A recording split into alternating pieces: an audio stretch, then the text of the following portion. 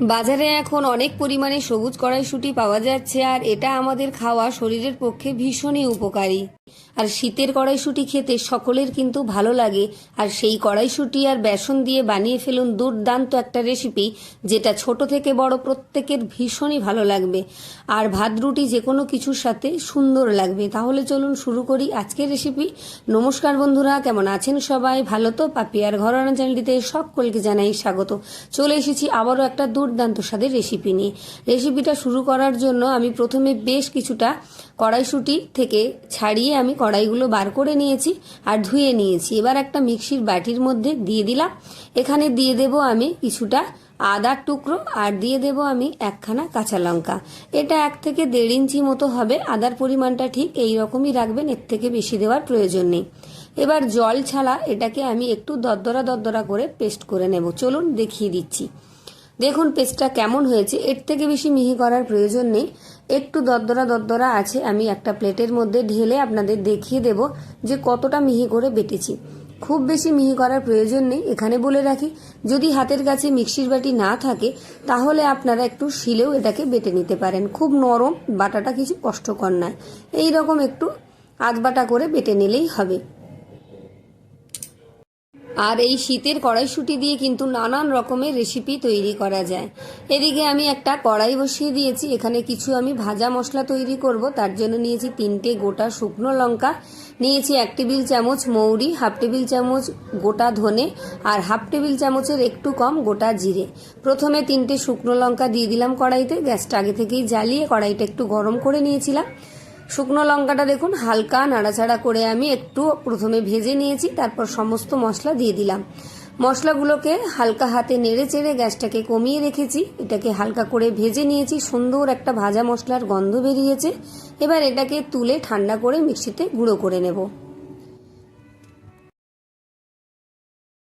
এখানে আমি একখানা আলু আগে থেকেই সেদ্ধ করে খোসা ছাড়িয়ে রেখেছিলাম, এখানে গ্রেট করে দিচ্ছি। যদি আপনাদের হাতের কাছে সময় কম থাকে তাহলে অল্প করে কাঁচা আলু মিক্সিতে পেস্ট করেও দিয়ে নিতে পারেন। সব আলুটা আমার এখানে প্রয়োজন নেই, আমি অর্ধেকটা গ্রেট করে দিয়েছি আর অর্ধেকটা রেখে দিলাম। এবার এর মধ্যে দিয়ে দিচ্ছি আমি পরিমাণ মতো নুন। নুনটা খুব সামান্যই দিতে হবে, খুব বেশি দিলে হবে না। দিয়ে দিচ্ছি 1 চিমটি মতো হলুদের গুঁড়ো।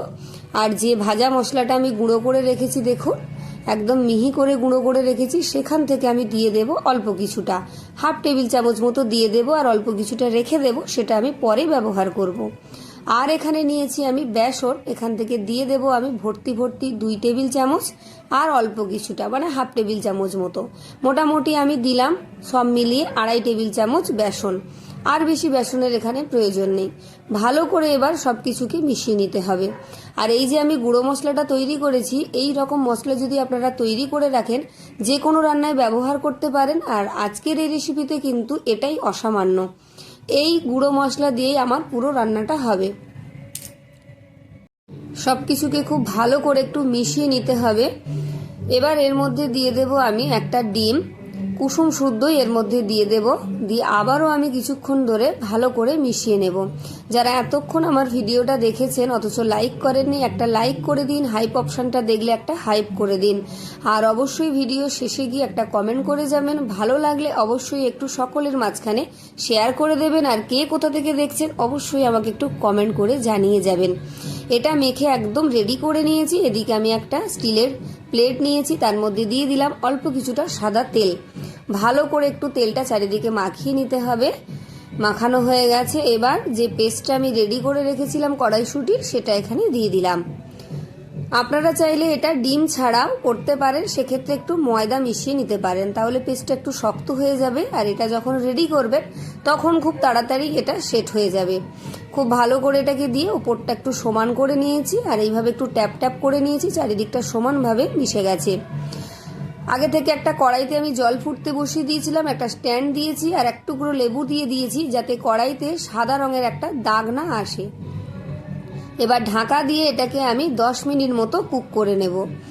10 মিনিট পর আমি ঢাকাটা খুলে নিচ্ছি। এটা 10 মিনিটের মধ্যেই কিন্তু খুব সুন্দর করে কুক হয়ে গেছে। দেখুন গ্যাসটা বন্ধ করে দিয়েছিলাম, আর উপর থেকে হাতে একটুও লেগে আসছে না। এটা ঠান্ডা হয়ে গেলে সুন্দরভাবে প্লেট থেকে উঠে আসবে আর সুন্দর সেট হয়ে যাবে। এটাকে তুলে আমি ঠান্ডা করে নিচ্ছি।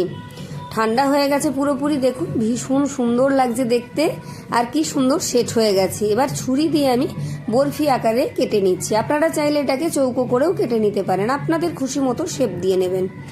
একটা তুলে আমি দেখিয়ে দিচ্ছি, দেখুন কতটা সুন্দরভাবে প্লেট থেকে উঠে আসছে আর কতটা শক্তভাবে এটা তৈরি হয়ে গেছে, একদম ধোকার মতো তৈরি হয়ে গেছে। সবকটা আমি তুলে নিয়েছি প্লেট থেকে, দেখুন কি সুন্দর লাগছে। এইভাবে কিন্তু আপনারা শুধু মুখেও খেতে পারেন, তাতেও ভীষণ ভালো লাগবে। তবে আমি এগুলোকে একটু ফ্রাই করে নেব। দিয়ে দিলাম অল্প কিছুটা সাদা তেল, তেলটা গরম হয়ে গেছে। এক এক করে কড়াইয়ের মধ্যে দিয়ে দিচ্ছি। গ্যাসটাকে লোতে রেখেছি, হালকা করে আমি এটাকে ব্রাউন কালার করে ভেজে নেব। খুব বেশি এখানে ভাজার প্রয়োজন নেই, আর খুব বেশি সময়ও লাগবে না এগুলো ভাজতে। আর এই ভাজাগুলো কিন্তু আপনারা ডাল ভাতের সাথেও খেতে পারেন, তাতেও ভীষণ ভালো লাগবে। আর শুধু মুখেও খেতে পারেন চায়ের সাথে, তাতেও বেশ সুন্দর লাগবে। আর এরকম নিত্য নতুন ভিডিও দেখতে হলে অবশ্যই আমার চ্যানেলটা সাবস্ক্রাইব করে পাশে থাকা বেল আইকনটি প্রেস করে অল করে রাখবেন। আমার ভিডিও নোটিফিকেশন সবার আগে আপনার কাছে পৌঁছে যাবে। সবকটা কিন্তু এরকম লালচে করে ভেজে আমি তুলে নিয়েছি। এবার ওই কড়াইয়ের মধ্যে দিয়ে দিলাম 2 টেবিল চামচ সর্ষের তেল। তেল গরম হয়ে যেতেই দিয়ে দিলাম বেশ কিছুটা পেঁয়াজ কুচি, একটা ছোট মাপের, একটু বড় বড় করে কেটে রেখেছিলাম। এবার এটাকে হালকা নেড়েচেড়ে একটু ভেজে নিয়েছি। এবার দিয়ে দিচ্ছি আমি একটা ক্যাপসিকামের অর্ধেকটা এইভাবে ছোট ছোট কুচি করে রেখেছিলাম, সেটাকে হালকা করে নেড়েচেড়ে একটু ভেজে নিলাম। দিয়ে দিচ্ছি 1/2 টেবিল চামচ মাপের আদা বাটা। এখানে আপনারা রসুন বাটা ব্যবহার করতে পারেন, তবে আমি দিলাম না, আমাদের ঠিক রসুনটা সব জায়গায় পছন্দ না। আদার কাঁচা গন্ধটা চলে গেছে, হালকা নেড়েচেড়ে ভেজে নিয়েছি। এবার দিয়ে দিলাম একটা ছোট মাপের টমেটো কুচি, দানা সদ্যই দিয়েছি। দিয়ে দিলাম পরিমাণ মতো নুন, 1 চিমটি হলুদের গুঁড়ো, পরিমাণ মতো শুকনো লঙ্কার গুঁড়ো, আর দিয়ে দিচ্ছি আমি এখানে যে ভাজা মশলাটা তৈরি করে রেখেছিলাম পুরোটাই এখানে দিয়ে দিচ্ছি, যেটুকু বাঁচিয়ে রেখেছিলাম। এখানে আর কোনো রকম মশলার আমি ব্যবহার করব না, শুধু এই মশলাতেই কিন্তু পুরো রান্নাটা হয়ে যাবে। অল্প কিছুটা জল দিয়ে দিলাম, দিয়ে ভালো করে এটাকে একটু সময় নিয়ে কষিয়ে নেব। মশলাটা যতটা সুন্দর করে কষাবেন রান্নাটা কিন্তু ততটাই সুন্দর হবে। সকলকে জানাই শুভ নববর্ষের প্রীতি, শুভেচ্ছা ও ভালোবাসা। সবাই ভালো থাকবেন, সুস্থ থাকবেন, সারা বছরটা খুব আনন্দে কাটাবেন, এই আশা রাখছি সকলের কাছে। আমি পরিমাণ মতো জল দিয়ে দিলাম, মশলাটা কষিয়ে দিয়ে দিলাম সামান্য পরিমাণ চিনি। ঝোলটা ফুটে উঠেছে, এবার আমি ভেজে রাখা ধোকাগুলো দিয়ে দিলাম, দিয়ে হালকা নেড়েচেড়ে একটু ফুটিয়ে নেব। এটা রান্না করতে খুব বেশি সময় লাগবে না। একটু ঢাকা দিয়ে দিলাম মিনিট 2-এর জন্য। 2 মিনিট পর আমি ঢাকাটা খুলে নিলাম। দেখুন বেশ গামাখো হয়ে গেছে, বেশ সুন্দর হয়ে গেছে এটা। আর ওপর থেকে দিয়ে দিলাম কিছুটা ধনেপাতা কুচি। এবার একটু নাড়াচাড়া করে নেব। ঝোলটা একটু গ্রেভি করে নিয়েছি আমি, এটাকে বেশি ঝোল ভালো লাগবে না, এইরকম একটু ঘন ঘন করে নামিয়ে নিলেই হবে। রান্নাটা কিন্তু আমার প্রায় রেডি হয়ে গেছে। এখানে গরম মশলারও আমি ব্যবহার করব না, দেখেই বুঝতে পারছেন কতটা সুন্দর হয়েছে। একটা ধোকাও ভেঙে যায়নি, আর প্রত্যেকটাই আছে গোটা গোটা, আর ঝোলটাও হয়েছে বেশ টেস্টি। এবার গ্যাসটাকে বন্ধ করে আমি নামিয়ে পরিবেশন করে দেখাচ্ছি, দেখুন যে কতটা সুন্দর হয়েছে। গরম গরম ভাত বা রুটির সাথে কিন্তু ভীষণ ভালো লাগবে। যারা ফেসবুক থেকে দেখছেন অবশ্যই পেজটি ফলো দিয়ে রাখবেন। ভালো লাগলে অবশ্যই আমাকে একটা কমেন্ট করে জানিয়ে যাবেন। আবারও একবার নতুন বছরের শুভেচ্ছা জানাই সকলকে। এতক্ষণ যারা ভিডিওটা দেখেছেন তাদেরকে অসংখ্য ধন্যবাদ জানাই। পাশে থাকবেন। আজকের মতো টাটা, আবার আসবো অন্য একটা রেসিপি নিয়ে। ধন্যবাদ।